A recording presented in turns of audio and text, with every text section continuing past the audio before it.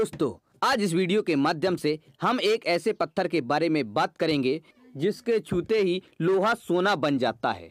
जी हाँ, बात करेंगे पारस पत्थर के बारे में। पारस पत्थर से जुड़ी कई कहानियां पूरे देश में प्रसिद्ध हैं, लेकिन ये कहाँ है, कैसा है और किसके पास है, यह आज तक रहस्य ही बना हुआ है। यही नहीं, कहा जाता है कि मध्य प्रदेश के ग्वालियर शहर के बीचों बीच से गुजरने वाले नाले स्वर्ण रेखा का नाम भी इसी पारस पत्थर की देन रहा है। बुजुर्गों के अनुसार कभी स्वर्ण रेखा एक नदी हुआ करती थी। पूर्व में कभी एक राजा इसके किनारे से हाथी पर बैठकर वापस ग्वालियर की ओर जा रहे थे। इस दौरान हाथी पर बंधी लोहे की जंजीर लगातार जमीन को छू रही थी। इसके बाद जब राजा अपने महल पहुंचे तो उन्होंने देखा कि हाथी पर बंधी जंजीर सोने की हो गई है, जिससे उन्हें नदी के किनारे पारस पत्थर होने की बात का पता चला। इसके बाद उस पारस पत्थर को ढूंढने की तमाम कोशिश की गई, लेकिन वह नहीं मिला और तब से ही इस नाले या नदी का नाम स्वर्ण रेखा पड़ गया।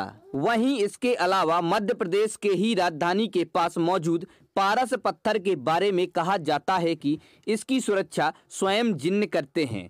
पौराणिक कहानियों की माने तो पारस पत्थर वो चमत्कारी पत्थर होता है जिससे किसी भी लोहे की चीज को छुआ जाए तो वो सोने की हो जाती है।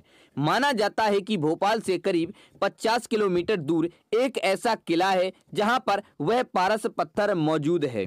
सिर्फ इतना ही नहीं, ये बात भी इलाके में काफी मशहूर है कि इस कीमती पत्थर की रखवाली कोई और नहीं बल्कि जिन्न करते हैं। इस किले का नाम है रायसेन किला। दरअसल 1200 ईस्वी में निर्मित यह किला रायसेन मध्य प्रदेश का एक प्रमुख आकर्षण है। पहाड़ी की चोटी पर इस किले के निर्माण के बाद रायसेन को इसकी पहचान बलुआ पत्थर से बना हुआ यह किला प्राचीन वास्तुकला और गुणवत्ता का एक अद्भुत प्रमाण है, जो इतनी शताब्दियां बीत जाने पर भी शान से खड़ा हुआ है। माना जाता है कि इसे किले में दुनिया का सबसे पुराना वाटर हार्वेस्टिंग सिस्टम भी है। इस किले पर शेरशाह सूरी ने भी शासन किया था। कहा जाता है कि यहाँ के राजा राजसेन के पास पारस पत्थर था, जिसे किसी भी चीज को छुला भर देने से वह सोना की हो जाती है। कहा जाता है कि इसी पारस पत्थर के लिए कई युद्ध भी हुए हैं। जब यहाँ के राजा राजसेन हार गए तो उन्होंने पारस पत्थर को एक तालाब में फेंक दिया, जो किले के अंदर ही है। किंवदंतियों के अनुसार पारस पत्थर के लिए युद्ध में राजा की मौत हो गई, पर मरने से पहले भी उन्होंने यह नहीं बताया कि पारस पत्थर कहाँ रखा हुआ है। इसके बाद यह किला वीरान हो गया और तरह तरह की बातें होने लगी। वहीं पारस पत्थर के अब भी इस किले में मौजूद होने की चर्चाएं क्षेत्र में आम हैं और इसकी रखवाली जिन्न द्वारा किए जाने की बात भी कही जाती है।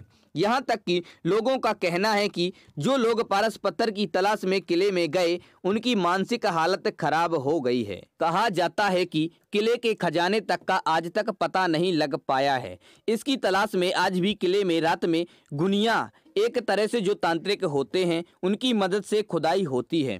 दिन में जो लोग यहाँ घूमने आते हैं उन्हें कई जगह तंत्र क्रिया और खोदे गए बड़े बड़े गड्ढे दिखाई देते हैं।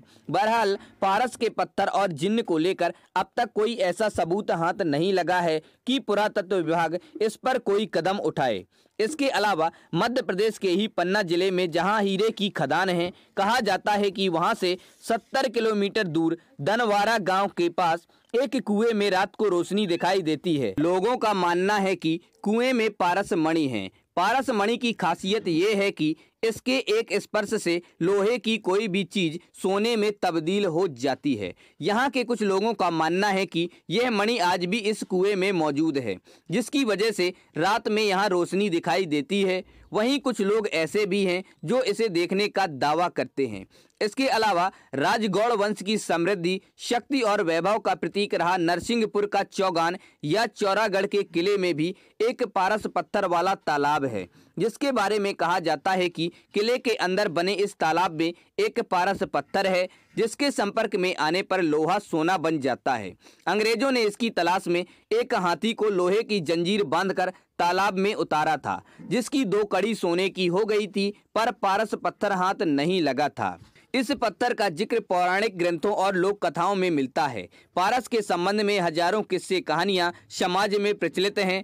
कई लोग यह दावा भी करते हैं कि हमने पारस पत्थर देखा है। पारस एक प्रकार का सफेद चमकता हुआ पत्थर होता है। इसी चमक के कारण इसे पारस मणि भी कहते हैं। इसके बारे में मान्यता है कि इसे लोहे की किसी भी वस्तु से छुआ देने पर वह वस्तु सोने की बन जाती है।